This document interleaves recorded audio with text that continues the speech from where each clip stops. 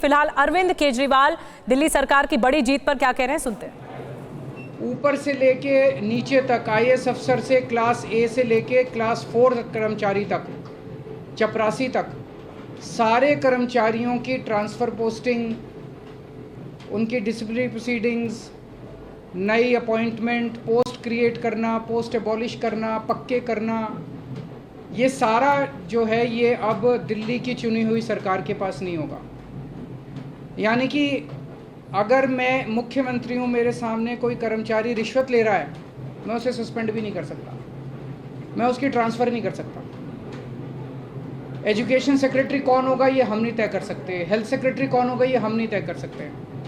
ये आदेश प्रधानमंत्री जी ने 23 मई 2015 को पारित किया। 8 साल हो गए उन बातों को, 8 साल से संघर्ष कर रहे हैं हम लोग। इस दौरान इस आदेश को इस्तेमाल करके दिल्ली के कामों को जानबूझ के रोका गया। हम दिल्ली में स्कूल अच्छे करना चाहते थे तो वो जानबूझ के ऐसा एजुकेशन सेक्रेटरी बिठाएंगे जो कि काम ना करे। हम अगर मोहल्ला क्लिनिक बनाना चाहते हैं तो जानबूझ के ऐसा हेल्थ सेक्रेटरी बनाया जाएगा जो कि काम ना करे। जानबूझ के ऐसा फाइनेंस सेक्रेटरी बिठाया जाएगा जो हर चीज़ के अंदर अड़ंगा अड़ाए। तो इसको इस्तेमाल करके दिल्ली के हर काम को रोका गया। एक तरह से मेरे दोनों हाथ बांध दिए गए पीछे और मुझे नदी में फेंक दिया गया कि अब तैरो। ये तो ऊपर वाले का शुक्र है कि दोनों हाथ बंधे हुए होने के बावजूद भी हम किसी तरह से तैरते रहे और ऊपर वाला हमारा साथ देता रहा। इन सारी कठिनाइयों के बावजूद दिल्ली के अंदर हम लोगों ने इतना शानदार काम किया पिछले 8 साल के अंदर। तो आप सोच सकते हैं कि अगर हमारे पास पूरी पावर होती तो हम कितना ज़्यादा काम कर सकते थे। आज हम सुप्रीम कोर्ट के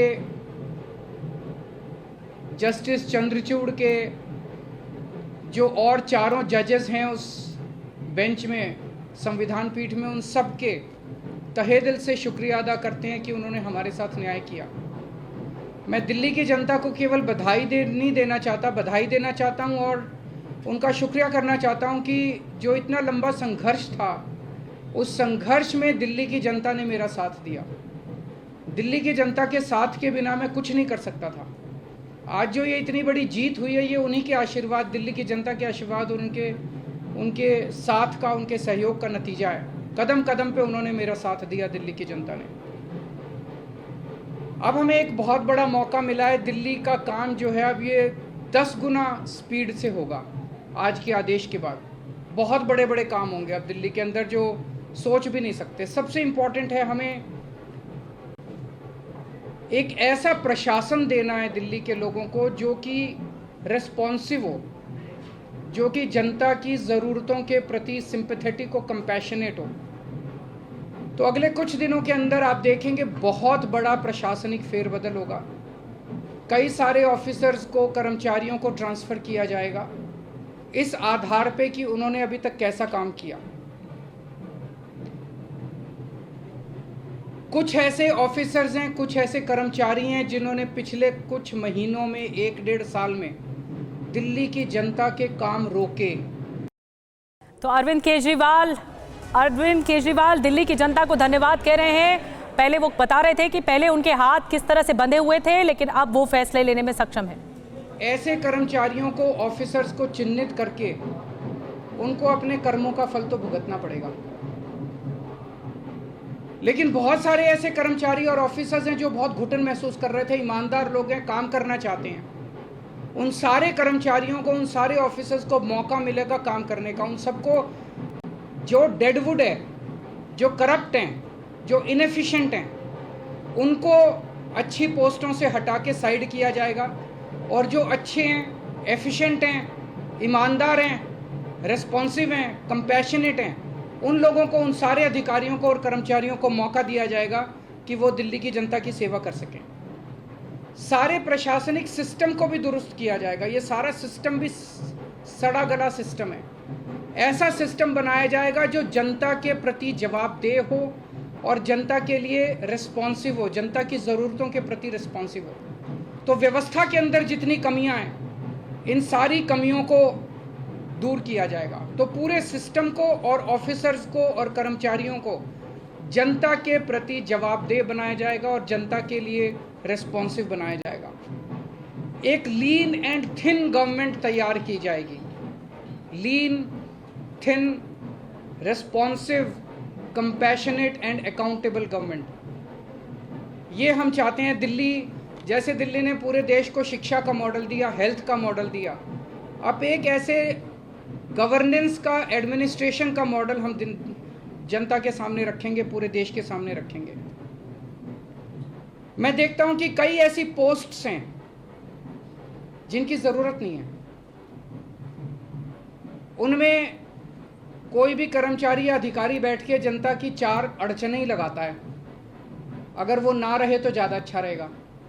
तो ऐसी पोस्ट्स को चिन्हित करके या तो उन्हें खाली छोड़ा जाएगा या उन्हें अबॉलिश कर दिया जाएगा। जहाँ जहाँ ज़्यादा पोस्ट्स की ज़रूरत है वहाँ ज़्यादा पोस्ट्स क्रिएट की जाएंगी। जहाँ जहाँ लोगों को ज़रूरत है वहाँ ज़्यादा पोस्ट, जैसे अब इतने मोहल्ला क्लिनिक बना रहे हैं, तो जब डॉक्टर्स की ज़रूरत है, पैरामेडिक्स, वहाँ और क्रिएट किए जाएंगे। तो अभी तक हम लोगों ने स्कूल, अस्पताल में एक मॉडल दिया।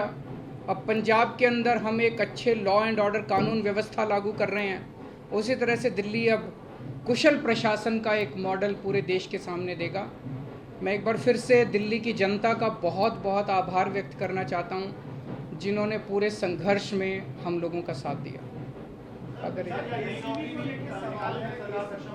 हैं जी, बिल्कुल होगी। सर्विसेज आने के बाद हम नई पोस्ट क्रिएट कर सकते हैं, पुरानी पोस्ट से अबॉलिश कर सकते हैं, कुछ भी कर सकते हैं।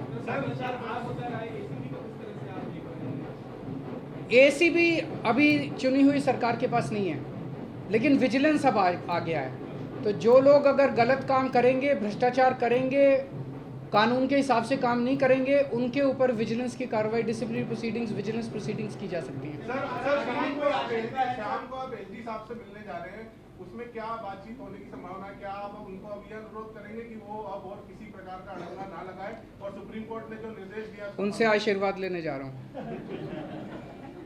आपको लग रहा है कि ये पावर तो मिल गई है, पावर से ज्यादा जिम्मेदारी बढ़ गई है अब आपकी, क्योंकि अब तक आप बहुत सारी अड़चनें भी आपने बताई, लेकिन अब वो काम आपको कराना ही होगा। नहीं, जिम्मेदारी तो पहले भी थी। वो जिम्मेदारी विदाउट पावर थी, अब जिम्मेदारी विद पावर आ गई है। जिम्मेदार देखिए, जब भी जनता वोट देती थी तो वो तो यही कहती थी, जी हमने तो केजरीवाल को वोट दे दिया, अब केजरीवाल जाने पावर है कि नहीं है उसके पास। जनता को कि बेचारों को क्या पता टीबीआर क्या होता है, आर्टिकल 239AA4 क्या होता है, उनको क्या पता बेचारों को। जनता तो वोट दे देती है, लेकिन हमारे पास पहले उन जिम्मेदारियों को पूरा करने की पावर नहीं थी, शक्ति नहीं थी। अब शक्ति दे दी है सुप्रीम कोर्ट ने हमें। ऐसे बहुत सारे काम हैं जो पिछले कई सालों में अटके। पिछले 1 साल के अंदर तो आपने देखा कि किस तरह से पिछले साल लास्ट के महीने नवंबर तक आते आते मोहल्ला क्लिनिक के अंदर लैब टेस्ट्स बंद हो गए थे, दवाइयाँ बंद हो गई थी।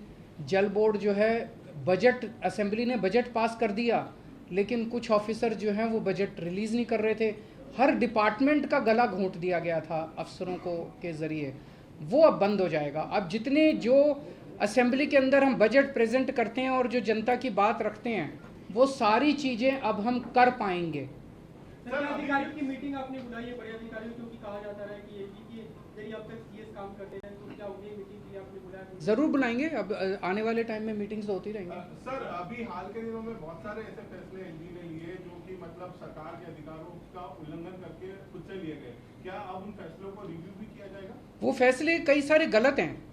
इनफैक्ट कई सारे तो सुप्रीम कोर्ट में पेंडिंग है। कल एल्डरमैन का केस आ रहा है सुप्रीम कोर्ट के अंदर। ट्यूसडे को डीआरसी के चेयरमैन की अपॉइंटमेंट का केस आ रहा है। फिनलैंड जो हमारे टीचर्स को नहीं जाने दिया, उसका केस सुप्रीम कोर्ट के अंदर पेंडिंग है।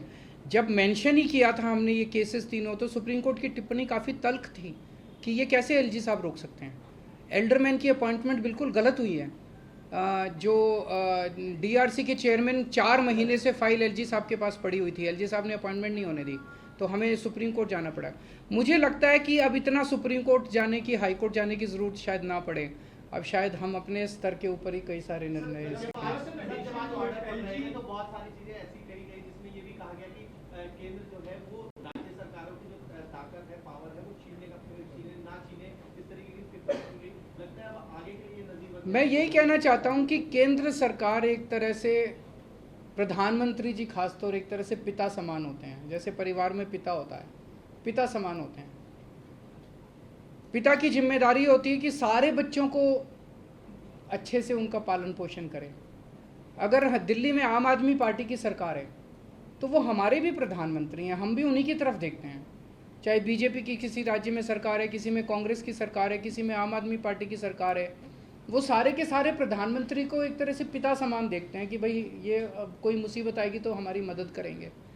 लेकिन अगर जैसे ये 23 मई 2015 को आदेश पारित करके दिल्ली सरकार की पावर छीन ली गई, 8 साल तक हमें बिना पावर के काम करना पड़ा, काम रुक गया, किसका फायदा हुआ?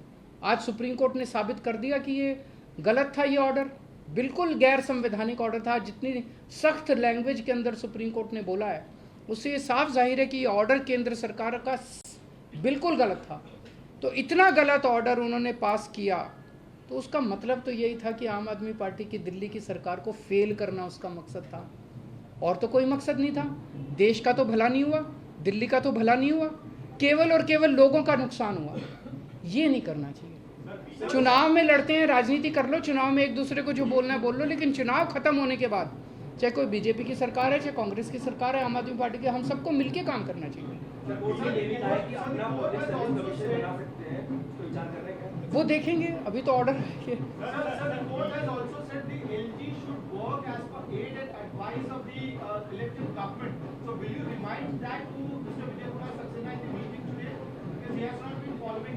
जब उनका आशीर्वाद लेने जा रहे हैं तो सारी चीज़ों पे आशीर्वाद है जी, मिलके काम करेंगे। बीजेपी के नेताओं को बयान ऐसा भी आ रहा है कि अभी संसद भी है, संसद में कानून भी बन सकता है, अगर गलत लगेगा तो उसमें बदलाव कर देंगे, बड़ी बेंच के पास भी जाया जा सकता है। ये पहले भी कोर्ट में दलील दी थी कि नुकसान करने की तरफ से कि 9 बेंच के जाया जा सकता है इस मामले को लेकर।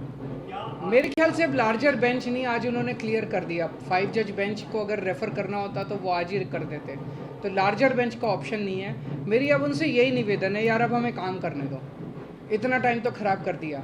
अगर आपने दिल्ली पे राज करना है तो दिल्ली के लोगों का दिल जीतो ना, कि अगली बार आम आदमी पार्टी को वोट ही ना दें लोग। ऐसा काम करो, मतलब काम में टांग क्यों उड़ा रहे हो? जब तक हमारी सरकार है हमें काम करने दो, कल तुम जीत लेना, तुम काम कर लेना, टांग तो नहीं अड़ानी चाहिए। सर, महाराष्ट्र का जो फैसला आया है,